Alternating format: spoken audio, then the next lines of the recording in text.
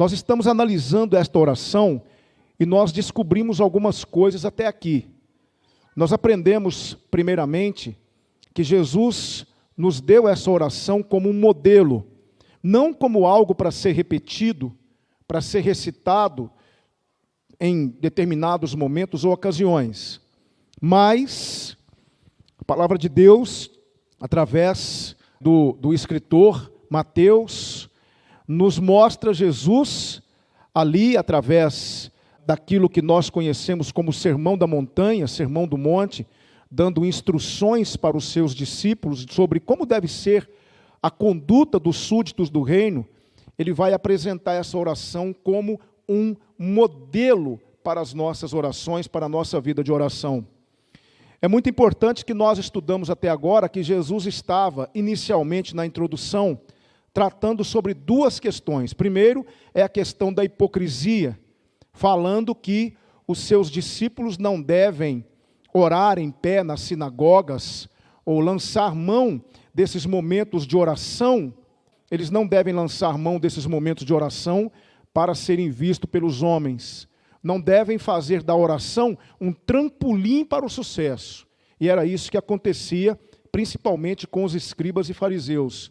Eles gostavam de orar, de recitar longas orações para que as pessoas pudessem tê-los como espirituais, pessoas com uma espiritualidade elevada. Jesus também combate aqui a própria repetição de palavras. Ele vai dizer no versículo 6 de Mateus 6 que os seus discípulos não deveriam lançar mão de repetições. Isso mostra que o Pai Nosso não é uma oração para ser repetida no nosso dia a dia, mas é uma oração modelo. Você deve se espelhar no Pai Nosso antes de fazer as suas orações. Ela é uma diretriz.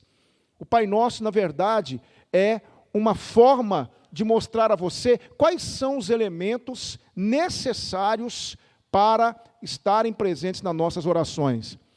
Semana passada nós começamos então, logo na introdução, quando Jesus diz que nós devemos orar assim: Pai Nosso que estás nos céus. E domingo passado nós pensamos sobre essas três questões muito importantes. Primeiro, que nós não estamos orando a um ser qualquer, estamos orando ao Deus que é nosso Pai, estamos orando a alguém que nos conhece, alguém que está acima de nós, alguém a quem devemos respeito. Mas Ele também é o Pai nosso, ou seja, Ele não é apenas o meu Pai, mas Ele é o nosso Pai. Ele é alguém que também tem outros filhos, e eu devo orar por esses outros filhos. Eu devo clamar a Deus pelos meus irmãos. E também nos ensina essa oração que Ele é o Pai nosso que está no céu, ou seja, um Pai distinto dos pais humanos. Essa semana mesmo eu tive uma experiência. Uma pessoa ficou muito enferma e o pai dessa pessoa enferma, muito preocupado com a situação dessa pessoa, porque ele não podia fazer nada por ela, humanamente falando, ele podia apenas apoiá-la, ele podia apenas estar do lado dela, mas ele sabia que era impotente frente à dificuldade que essa pessoa estava enfrentando. Mas não é assim com o nosso Pai. Porque Ele está nos céus, Ele é distinto, Ele é todo-poderoso, Ele não conhece impossíveis. Hoje eu quero pensar com você sobre os 3 primeiros pedidos da oração do Pai Nosso. 3 primeiros pedidos que dizem respeito a Deus. É interessante que Jesus nos incita a inserir nas nossas orações pedidos que dizem respeito a Deus, ou seja, eu devo ter no meu coração desejos, interesses por aquilo que diz respeito a Deus. E os 3 primeiros pedidos, de um total de 7, dizem respeito diretamente a Deus. Santificado seja o teu nome, venha o teu reino, seja feita a vossa vontade, assim na terra como no céu. O que é que isso quer nos ensinar? E eu quero aprender sobre isso com você agora. A primeira parte desses 3 pedidos, o primeiro desses 3 pedidos é o seguinte: santificado seja o teu nome. É o primeiro desses 3 pedidos santificado seja o teu nome. Quando nós oramos, santificado seja o teu nome, muito bonito de se dizer, muito bonito de se falar. Quando você fala, santificado seja o teu nome, você está externalizando um desejo, pelo menos ao que se entende, de que o nome de Deus seja reconhecidamente santo entre as pessoas. O judeu, quando Jesus ensinou essa oração, ele estava cercado de judeus, e o judeu tinha algumas características interessantes em relação ao nome de Deus. Eles reverenciavam tanto o nome de Deus, pelo menos em alguns momentos, que os escribas, antes de fazerem cópias dos livros da lei, quando havia o nome de Deus inserido em algum momento de uma frase, quando eles estavam fazendo as cópias, eles paravam de copiar, eles se curvavam diante daquele nome, e eles mudavam a pena para escrever aquele nome. Tamanho era o respeito que eles tinham pelo nome de Deus. Mas infelizmente, no dia a dia, isso não acontecia.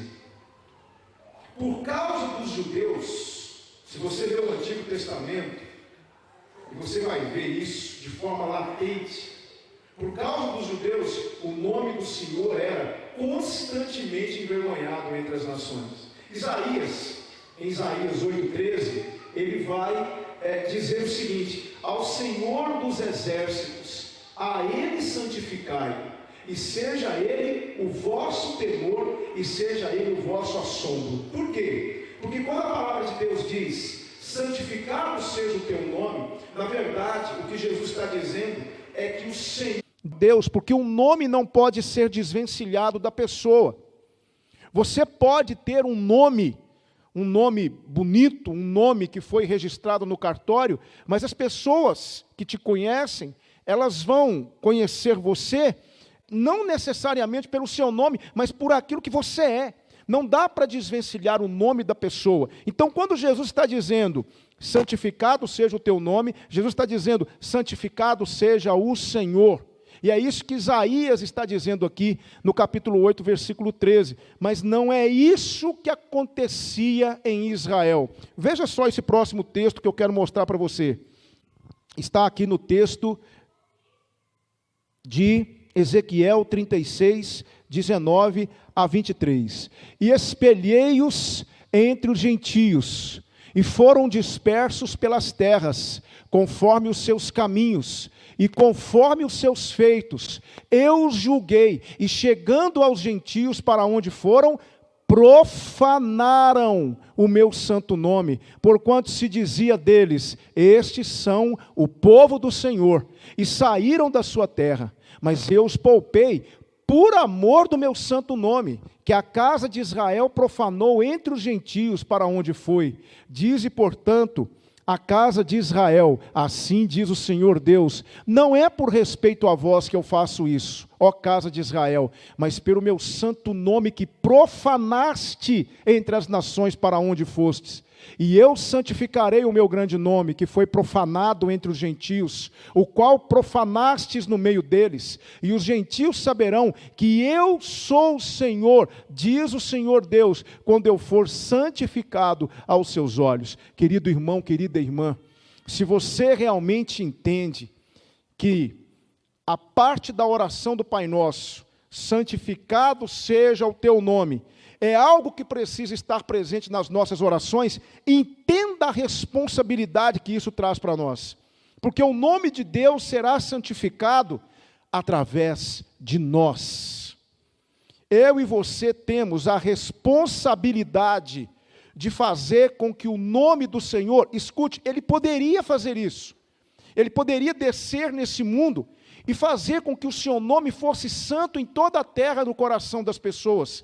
Mas Ele entregou essa responsabilidade a nós. Então preste atenção no que eu vou dizer. O nome do Senhor pode ser santificado ou profanado através de mim. Dá para imaginar o tamanho da responsabilidade que isso nos traz? As pessoas podem olhar para você e dizer assim: eu quero conhecer a fé dessa pessoa, eu quero conhecer as razões da fé dessa pessoa, porque essa pessoa é uma pessoa extraordinária, essa pessoa é uma pessoa que realmente tem demonstrado algo diferente para mim, e eu quero entender as razões disso. Sabe o que você está fazendo? Se isso está acontecendo, você está santificando o nome de Deus diante dessa pessoa. Mas infelizmente, muitas vezes nós ouvimos o contrário. Eu já ouvi coisas do tipo: você é da igreja de fulano? Sim. Rapaz, eu até queria ir na sua igreja, mas me desculpe, eu não vou. O que é que eu estou fazendo com isso? Eu estou profanando o nome do Senhor diante das pessoas. Foi o que Israel fez. Então, quando Jesus diz: santificado seja o teu nome, Jesus está dizendo o seguinte: que o teu nome, Senhor, através da minha vida, se torne santo no coração dos outros. E aí, eu pergunto para vocês, é ou não é uma grande responsabilidade? As pessoas glorificarem a Deus por minha causa. As pessoas glorificarem a Deus porque eu tenho vivido no meio delas de maneira tal que eu estou cumprindo aquilo que Jesus disse em Mateus 5, 13 a 16. Olha só o que Jesus disse: vós sois o sal da terra, e se o sal for insípido, com que se há de salgar? Para nada mais presta, senão para ser lançado fora e ser pisado pelos homens. Vós sois a luz do mundo. Não se pode esconder uma cidade edificada sobre um monte, nem se acende a candeia e se coloca debaixo do alqueire, mas no velador, e dá luz a todos os que estão na casa. Agora preste atenção, essa última parte é o que Jesus está dizendo aqui em Mateus, na oração do Pai Nosso: assim resplandeça a vossa luz diante dos homens, para que vejam as vossas boas obras e glorifiquem a vosso Pai que está nos céus. Meus irmãos, um dia Deus vai cobrar de mim e de você o que você fez com o meu nome. O que foi que você fez com o meu nome lá embaixo? O meu nome estava sobre você. O que foi que você fez com ele? Nós não nos apercebemos da gravidade dessa cobrança que pode vir da parte do Senhor. É muito importante que nós entendamos isso, porque isso influencia diretamente a nossa forma de vida.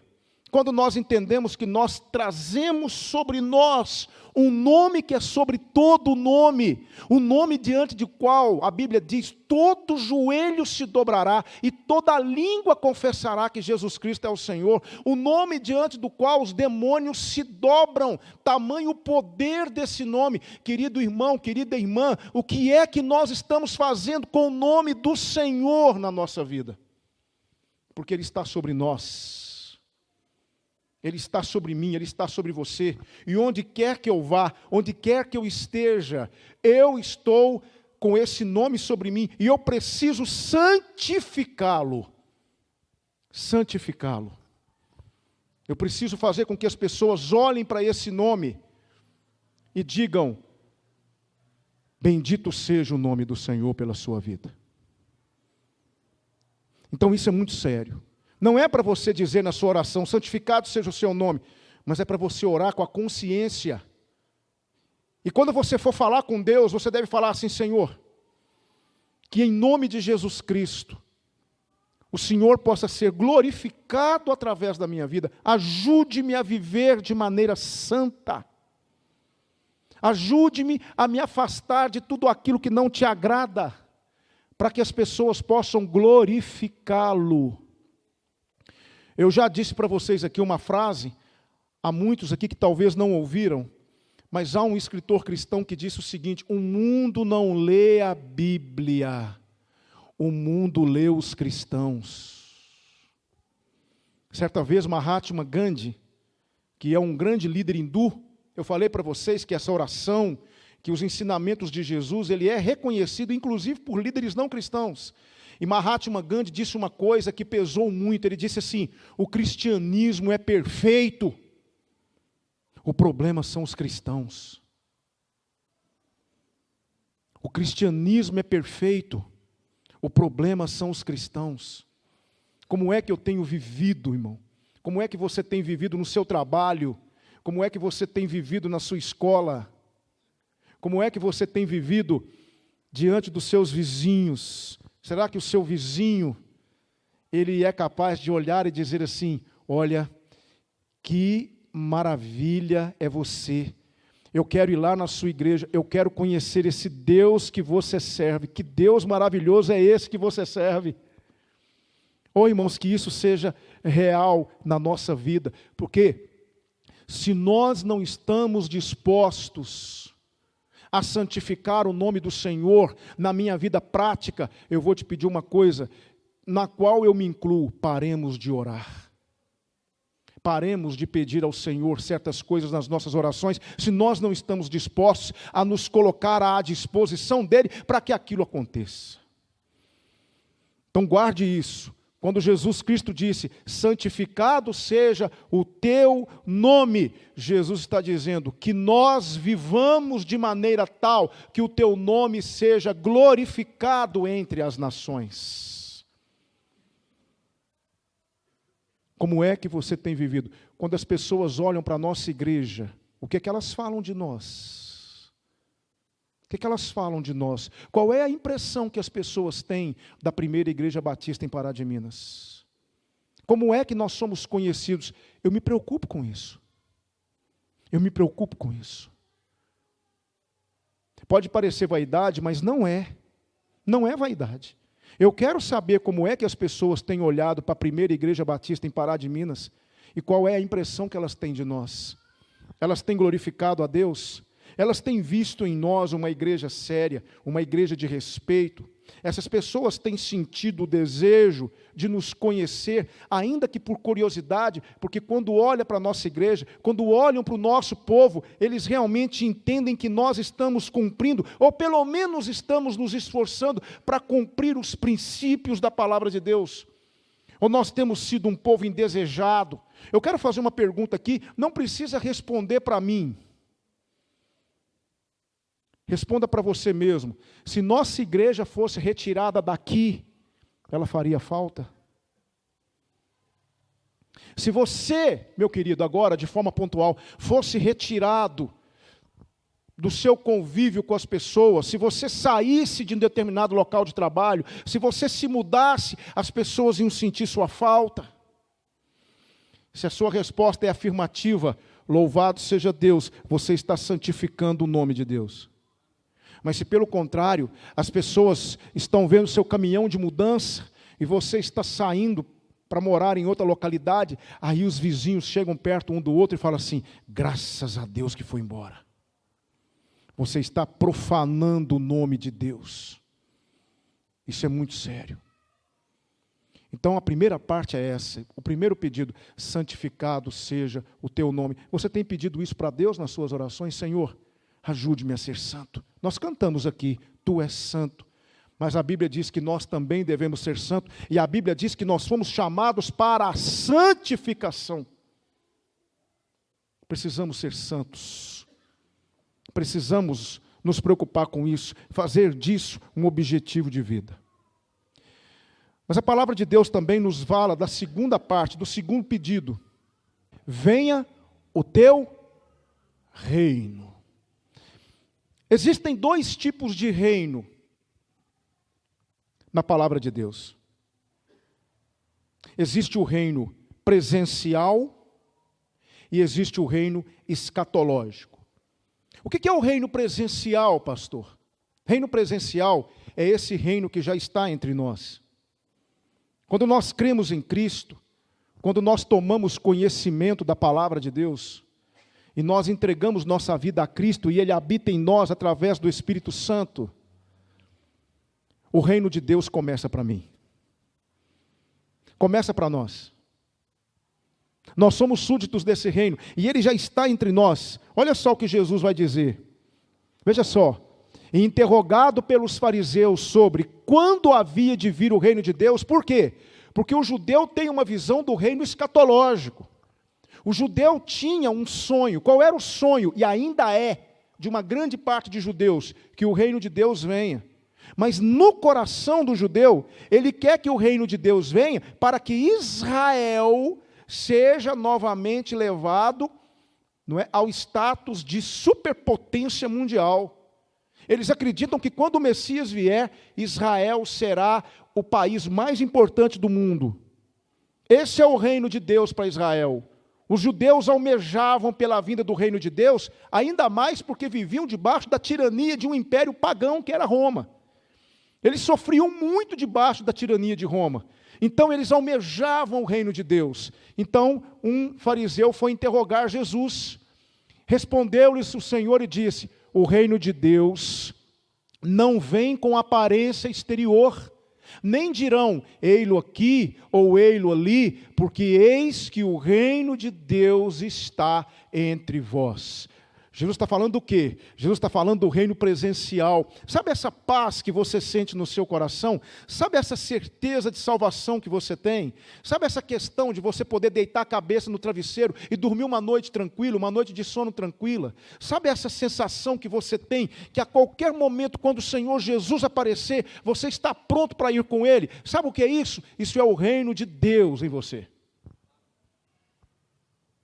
Essa alegria que nós sentimos quando estamos servindo ao Senhor, essa vontade que temos de estar reunidos como irmãos, isso é o reino de Deus. O reino de Deus, Ele coloca isso no nosso coração. Nós sentimos isso dentro de nós. Essa paz, essa alegria, essa sensação gostosa que nós temos de segurança, de que o Senhor está conosco. Isso são características, ainda que não de maneira plena, mas isso são características do reino de Deus. É o reino presencial. Mas também existe o reino escatológico. O que é o reino escatológico?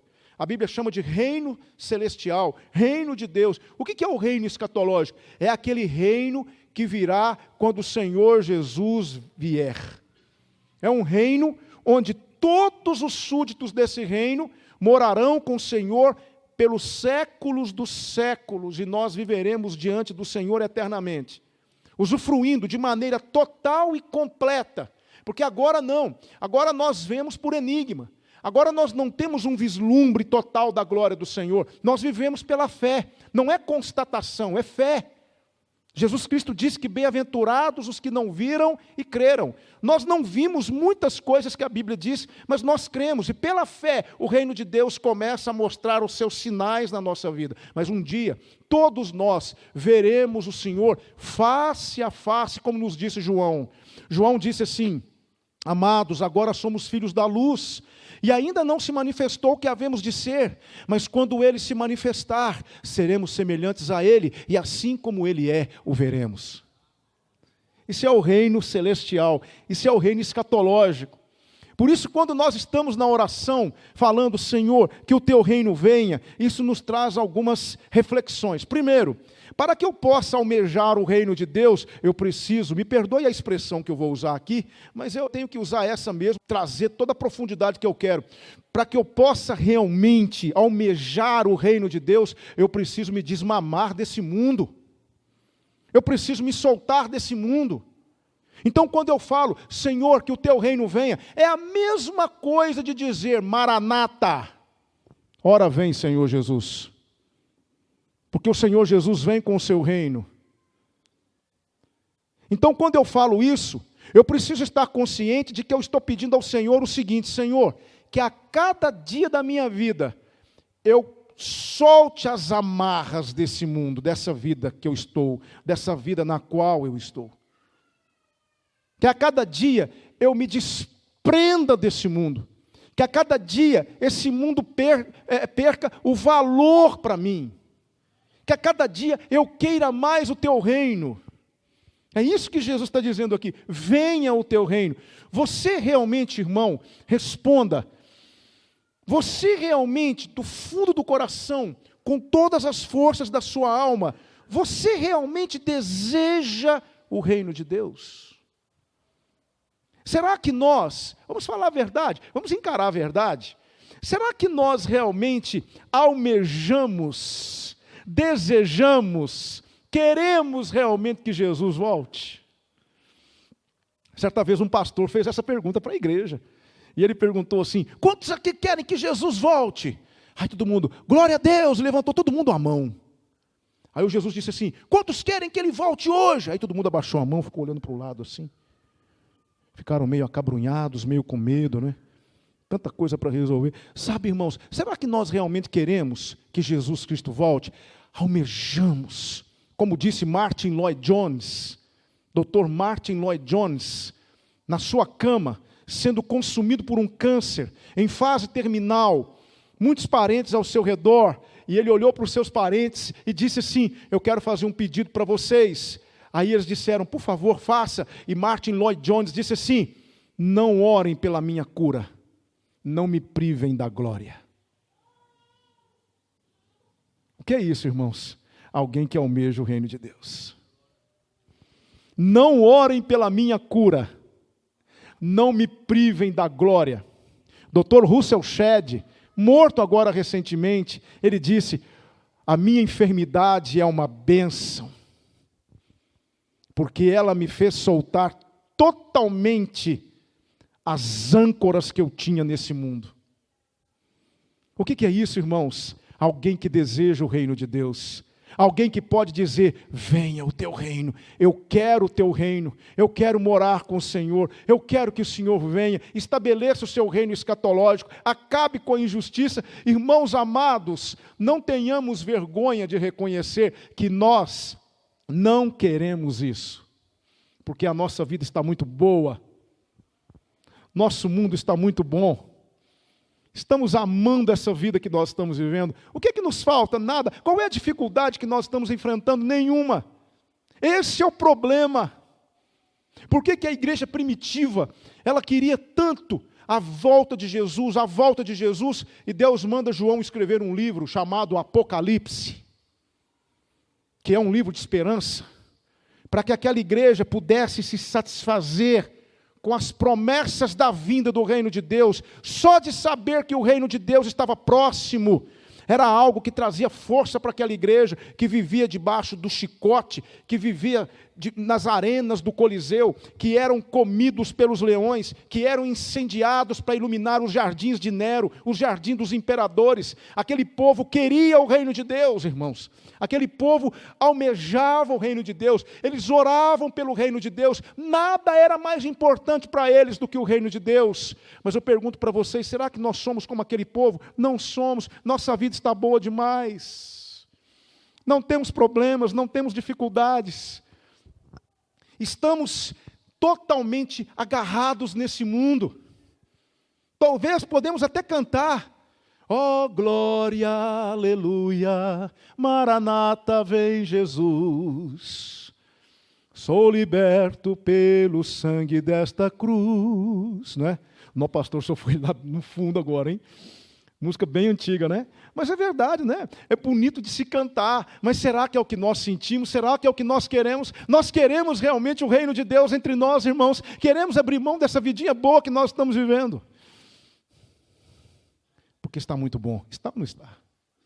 Todo mundo trabalhando, ganhando seu dinheiro, todo mundo realizando seus sonhos, ampliando suas tendas. Não estou dizendo que é errado, mas irmãos, em nome de Jesus Cristo, oremos a Deus e falemos com o Senhor: Senhor, me desapegue desse mundo, não me deixe criar amarras nesse mundo, ajude-me a soltar as âncoras desse mundo, que o meu coração esteja onde o Senhor está, que o meu coração esteja, porque Jesus disse uma coisa muito interessante: onde estiver o vosso tesouro, aí estará o vosso coração. Sabe onde nosso coração está?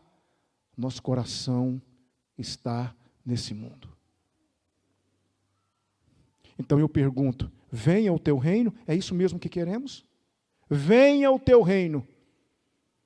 Porque para o reino de Deus vir, é porque talvez uma característica desse reino ainda não veio, porque presencialmente ele está entre nós, ele já está em nós, Mas o reino escatológico não. Então, quando eu falo, venha o teu reino, Jesus está dizendo o reino escatológico. Venha o teu reino. E para que o reino de Deus possa vir, Jesus tem que voltar. E para Jesus voltar, esse mundo tem que deixar de existir. Então, todos os seus sonhos, todos os seus planos, aquela viagem que você está projetando, aquele casamento que você está planejando, aquela questão que você está colocando como objetivo de vida, tudo isso vai deixar de existir, porque o reino de Deus vai se implementar na sua vida. É isso que nós queremos.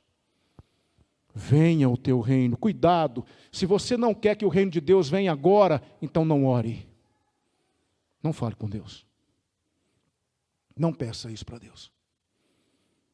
Venha o teu reino.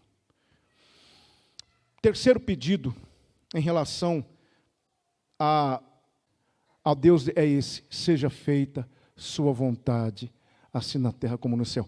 Você já parou para pensar como que a coisa vai ficando cada vez mais difícil? Santificado seja o seu nome. Difícil ou não é? Venha o teu reino. Difícil ou não é? Seja feita a sua vontade, assim na terra como no céu. Meu Jesus. Meu Jesus. Como é complicado isso. Veja só esse texto que eu quero mostrar para você. Jesus estava conversando com a mulher samaritana. Um grande sermão que ele pregou para a mulher samaritana. Aí os discípulos tinham ido na cidade comprar alimento. Quando voltaram, ele estava sentado no poço. E falaram para ele: Rabi, come. E Jesus disse: uma comida tenho para comer que vós não conheceis. Aí alguém pensou assim: será que alguém trouxe comida para ele? Aí Jesus disse isso. Jesus disse-lhes: a minha comida é fazer a vontade daquele que me enviou e realizar a sua obra. Todos nós sabemos hoje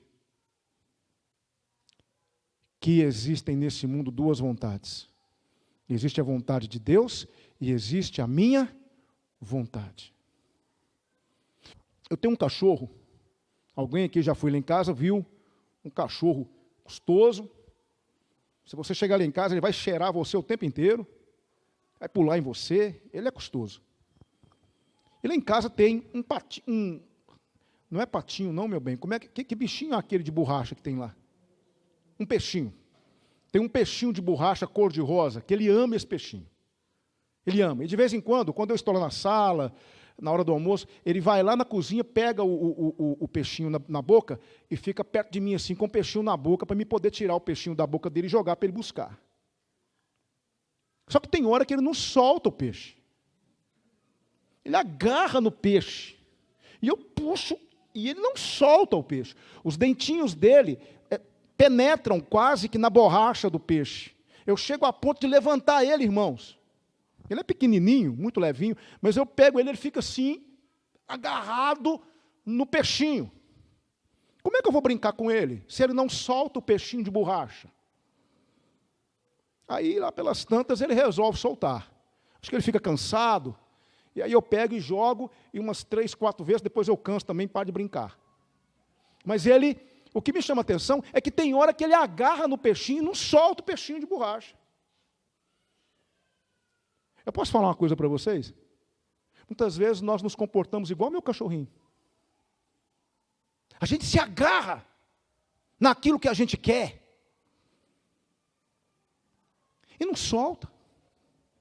O Senhor quer tirar aquilo de mim, mas eu me agarro naquilo e não solto. É a minha vontade. É como se o Senhor estivesse pedindo: solta o seu peixinho de borracha. Eu tenho outros planos para a sua vida. E eu digo: não, Senhor. Não. Essa frase, não, Senhor, ela é totalmente incompatível com a realidade. Porque se Ele é meu Senhor, quem é que manda? É Ele. Mas eu falo não. Então quem é que está sendo Senhor de quem aí? Vamos falar a verdade. Estamos, queridos, ou não estamos agarrados nos nossos patinhos de borracha quando vamos orar com Deus? Não é? Senhor, eu quero isso, mas eu não quero isso para você, mas eu quero. Mas você vai ter que soltar o patinho de borracha, é a minha vontade que tem que prevalecer. Não, mas eu quero, e eu não solto o patinho de borracha. Então, como assim? Como é que eu vou falar para Deus? Sabe por quê, irmãos? Falar isso para os outros é fácil demais. Às vezes um irmão vem conversar comigo, né? Vem desabafar, vem falar um problema para mim. A coisa mais fácil do mundo é olhar para esse irmão e falar assim: ô meu irmão, você tem que se entregar, você tem que aceitar a vontade de Deus. É fácil falar, não é? Quando acontece algo de ruim na vida de alguém, eu olho e falo assim: ô meu querido, foi a vontade de Deus, temos que aceitar a vontade de Deus. É muito fácil falar isso em relação ao outro. Eu quero ver falar em relação a você. Você quer algo, você quer muito algo, mas você sente pelo Espírito que aquilo não é vontade de Deus, é o meu patinho de borracha que eu tenho que soltar, mas eu não solto de jeito nenhum, porque no fundo, eu quero arrumar um jeito de mostrar para o Senhor que aquele patinho de borracha, que a minha vontade é melhor do que a vontade do Senhor, mesmo sabendo que na Bíblia diz, lá em Isaías 55, versículo 8, os meus pensamentos não são os vossos pensamentos, nem os meus caminhos, os vossos caminhos, diz o Senhor. Porque assim como os céus são mais altos do que a terra, assim são os meus pensamentos mais altos do que os vossos pensamentos, e os meus caminhos mais altos do que os vossos caminhos. Mesmo sabendo disso, eu digo: Senhor, eu não solto meu patinho de borracha, porque eu quero que o Senhor faça o que eu quero. Não, assim, Pai Santo, na verdade, eu sei que talvez o Senhor não queira isso, seja feita a sua vontade, mas se no fundo, o Senhor puder fazer a minha, eu não vou reclamar, não. São os nossos patinhos de borracha. Você tem se segurado num patinho de borracha aí, irmão, sim ou não? Qual é o seu patinho de borracha? Que você não solta, para que Deus cumpra a vontade dele na sua vida. E você não insiste em não aceitar a vontade do Senhor. Se você não está disposto a aceitar a vontade do Senhor, em detrimento da sua, não ore. Jesus podia falar isso. Jesus podia falar isso. Veja só, eu quero te mostrar alguns textos aqui. Primeiro texto, Marcos 14, 34, Jesus está diante dos discípulos no Getsêmani. Lembre-se, Jesus era plenamente homem. Homem como nós, com exceção de que ele não pecou, mas era um homem como nós. E como nós, ele sentiu medo.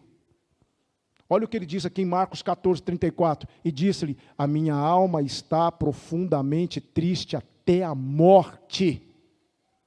Ficai aqui e vigiai. Jesus sofreu tanto antes da crucificação por amor a nós. Jesus padeceu tanto, mas tanto, que aconteceu com ele um fenômeno raríssimo chamado hematidrose, que é o suor de sangue, devido à sua profunda angústia de carregar sobre si os pecados da humanidade.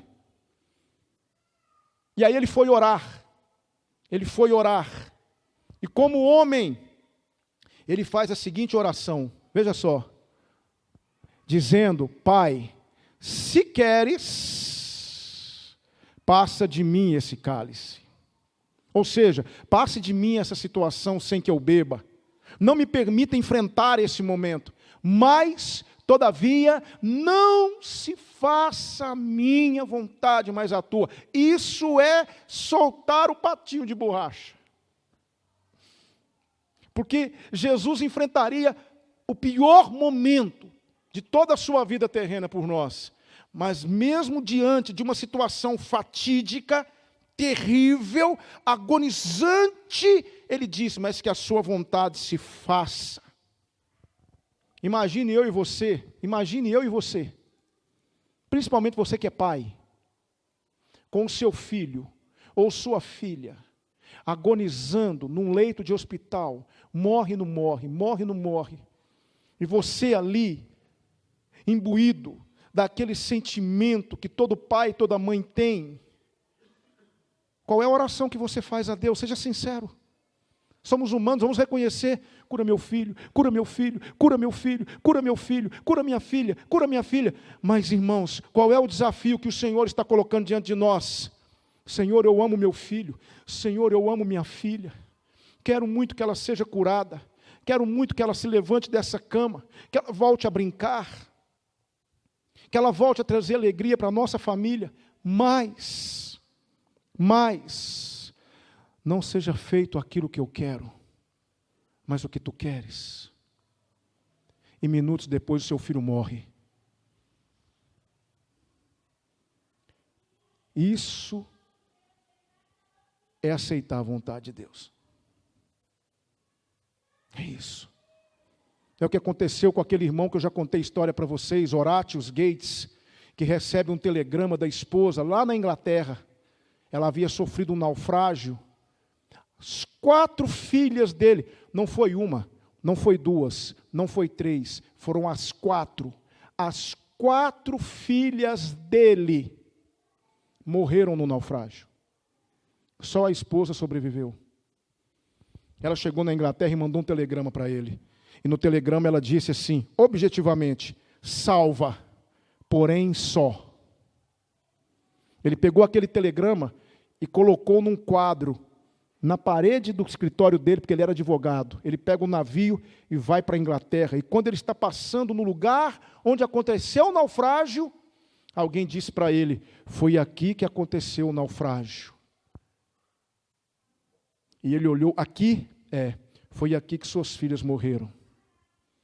Ele então diz o seguinte, se paz a mais doce me deres gozar, se dor a mais forte sofrer, ó seja o que for, tu me fazes saber que feliz com Jesus sempre sou. Irmãos, como encarar isso, irmãos? É muito fácil você dizer, seja feita a sua vontade, quando você vai comprar um carro. É muito fácil você dizer, seja feita a sua vontade, quando você está para fechar um negócio. Qualquer um faz isso. Qualquer um solta esse patinho de borracha. Eu quero ver, quando você estiver diante de um médico, e o médico falar para você, você tem 60 dias de vida. E você olhar para o céu e falar assim, Senhor, seja feita a tua vontade. Eu quero ver quando você estiver, como eu disse agora há pouco, perdendo um ente querido, e você falar assim, Senhor, quero muito que ele fique. Eu amo esse irmão, eu amo meu pai, eu amo minha mãe, eu amo meu filho, mas seja feita a tua vontade. É o que Jó disse quando perdeu tudo que ele perdeu. Nu saí do ventre de minha mãe e nu tornarei para lá. O Senhor deu, o Senhor tirou. Bendito seja o nome do Senhor. O que é isso, irmãos? É aceitar a vontade de Deus. Por mais que você não entenda, e esse é o grande problema, porque dizer seja feita a sua vontade, nós trememos de pensar nisso, porque muitas vezes a vontade de Deus é levar você para um caminho que você não quer ir. Aceitar a vontade de Deus, muitas vezes, é sentir na pele uma coisa que você não quer sentir. É por isso que nós temos medo de dizer, seja feita a sua vontade. Mas o Senhor está nos dizendo aqui nesta noite, através da oração do Pai Nosso. Seja feita a sua vontade, assim na terra, como no céu. Será que, a partir de hoje, seremos capazes de nos ajoelhar, seremos capazes de nos colocar diante de Deus e falar com o Senhor assim, Senhor, eu tenho uma extrema dificuldade de soltar o meu patinho de borracha. Eu tenho uma extrema dificuldade de aceitar a sua vontade. Tenho muito medo do que o Senhor vai fazer comigo. Martinho Lutero disse assim certa vez, eu não sei por quais caminhos o Senhor me conduz, mas eu conheço bem o meu guia. Será que hoje nós seríamos capazes de falar, Senhor, em nome de Jesus Cristo, ajude-me a soltar os meus patinhos de borracha, ajude-me verdadeiramente a aceitar a sua vontade. Eu tenho medo dela, Senhor, eu tenho medo da sua vontade, eu tenho medo do que o Senhor vai me pedir, eu tenho medo de quanto isso vai me custar, mas tira de mim esse medo, porque a tua palavra diz que a sua vontade é boa, agradável e perfeita. E sabe para quem Paulo disse isso? Paulo disse isso para um povo que estava morrendo queimado, Paulo disse isso para um povo que estava sendo assassinado, Paulo disse isso para um povo que estava sendo perseguido, estava sendo jogado para os leões comerem. E Paulo olha para esse povo e diz: rogo-vos, pois, irmãos, pela compaixão de Deus, que apresenteis os vossos corpos como um sacrifício vivo, santo e agradável a Deus, que é o vosso culto racional. E não vos conformeis com este mundo, mas transformai-vos pela renovação do vosso entendimento, para que experimenteis, olha só, qual seja a boa, agradável e perfeita vontade de Deus, para um povo que estava morrendo todo dia. Todo dia cristãos morriam. E Paulo diz: aceite, porque essa é a vontade de Deus. Como entender isso como vontade de Deus? Mas é isso mesmo. É por isso que nós nos apegamos tanto nos nossos patinhos de borracha. E nós temos medo de dizer: ó Senhor, ó Deus, pega leve comigo. Eu tenho medo. Estou com medo de aceitar a sua vontade e o Senhor fazer alguma coisa comigo. Meu Deus, eu não tenho estrutura para aguentar. Está na hora de nós começarmos a mudar as nossas orações. E nós falarmos com o Senhor: retira de mim o medo, porque eu quero que a sua vontade seja feita, assim na terra como no céu. Tem uma frase que eu quero encerrar a minha palavra nessa noite. Veja só essa frase: se a vontade de Deus não agrada a seu coração, não peça para Deus mudar a vontade dele, mas para mudar você. Se a vontade de Deus não agrada seu coração, não peça para Deus mudar a vontade dele, mas para mudar você. Então Jesus está dizendo: santificado seja o seu nome, venha o seu reino, seja feita a sua vontade, assim na terra como no céu. 3 coisas que eu e você precisamos meditar bem antes de falarmos. 3 elementos na oração que precisam ser bem mensurados antes de serem apresentados. A minha oração é que o Senhor nos abençoe. É por isso que a oração do Pai Nosso não é uma mera oração para ser repetida, é um modelo para nós. Semana que vem eu convido você a estar aqui e nós vamos adentrar aos 4 pedidos que dizem respeito a nós. Vamos entender um por um deles. Que o Senhor então nos abençoe e que o Senhor fale ao nosso coração a todo momento. Amém? Pai, muito obrigado pela sua palavra. Muito obrigado, Santo e Eterno Deus, por tudo que o Senhor nos ensinou aqui nessa noite. Ó Deus, retira de nós o medo. Ó Deus, estamos tão agarrados nos nossos patinhos de borracha. Queremos o tempo todo que a nossa vontade prevaleça. Ó Deus Todo-Poderoso, Criador do céu e da terra, retira de nós o medo de aceitarmos a sua vontade. Não sabemos por onde o Senhor nos levará, não sabemos como o Senhor nos conduzirá, não sabemos. É isso que nos assusta, Senhor. Temos medo do Senhor tirar algo de nós de valor, temos medo do Senhor permitir que algumas situações difíceis cheguem sobre nossa vida. Temos medo de perder alguém que amamos. Temos medo de receber más notícias. Nós temos medo, Senhor. Tenha misericórdia de nós. Retire de nós esse medo, para que sejamos capazes de aceitar a sua vontade. Por mais que nós não entendamos, ó Deus, ajude-nos a vencer essa barreira. Ajude-nos a nos desvencilhar desse mundo, ó Deus, a nos desapegar desse mundo, esse mundo que infelizmente nos mantém alheios a tanta coisa, esse mundo que infelizmente tem tornado o nosso coração cada dia mais materialista. Ó Deus, nos ajude, eu preciso do Senhor, nos ajude, Pai Santo, em nome de Jesus. Permita que possamos verdadeiramente, através da nossa vida, santificar o seu nome, que onde quer que estejamos, o seu nome esteja sendo glorificado. Nós agradecemos por ter nos ensinado tanto nessa noite. Oramos agradecidos no nome santo de Jesus. Amém.